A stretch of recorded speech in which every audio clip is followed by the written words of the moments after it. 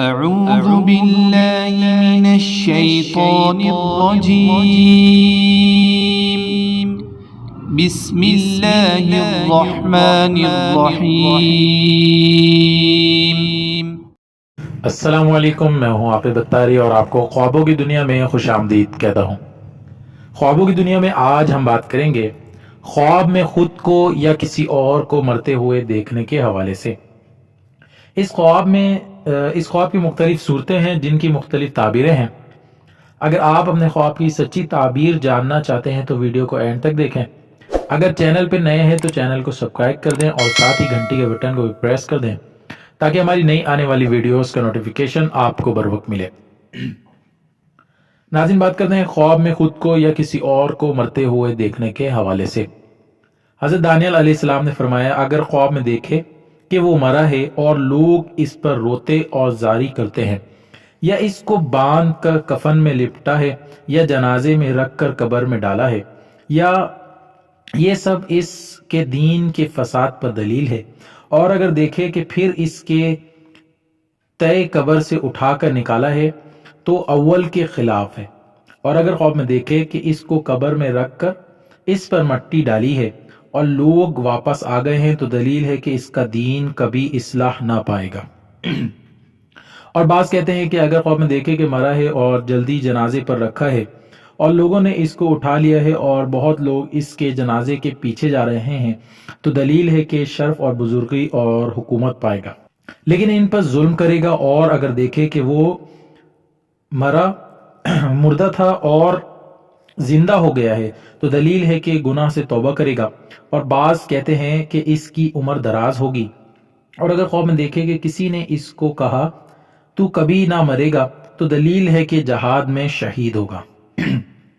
اور اگر خواب میں دیکھے کہ وہ مرا ہے اور کسی نے اس پر گریہ زاری نہیں کی ہے اور اس کے جنازے کے پیچھے کوئی نہیں ہے تو دلیل ہے کہ اس کا خانہ ویران ہرگز آباد نہ ہوگا۔ اور اگر خواب میں دیکھے اپنے آپ کو مردوں میں دیکھے اور اس کو خیال ہے کہ وہ دیر سے مردہ ہے تو دلیل ہے کہ جاہل لوگوں کے ساتھ سفر کرے گا۔ حضرت ابن سیرین رحمۃ اللہ علیہ نے فرمایا کہ اگر کوئی چاہے کہ معلوم کرے کہ اس کا حال اہل صلاح کے نزدیک کیسا ہے، اگر مردے خواب میں اس کی صلاحیت کے بشارت دیں اور اس سے کشادہ ہو کر نیک باتیں کریں تو دلیل ہے کہ اس کا حال حق تعالیٰ کے نزدیک نیک ہوگا۔ اور اگر خواب میں دیکھے کہ مردے اس سے ناخوش باتیں کرتے ہیں اور اس سے منہ پھیرتے ہیں تو دلیل ہے کہ اس کا حال حق تعالیٰ کے نزدیک برا ہے۔ حضرت جابر مغربی رحمۃ اللہ علیہ نے فرمایا کہ خواب میں ناگہانی موت کا دیکھنا مومن کی راحت اور کافر کی عذاب پر دلیل ہے۔ اسی طرح اگر ناگہانی موت نہیں ہے تو فساد دین پر دلیل ہے، اور جس قدر جان کنی سخت دیکھے عذاب اور مصیبت پر دلیل ہے۔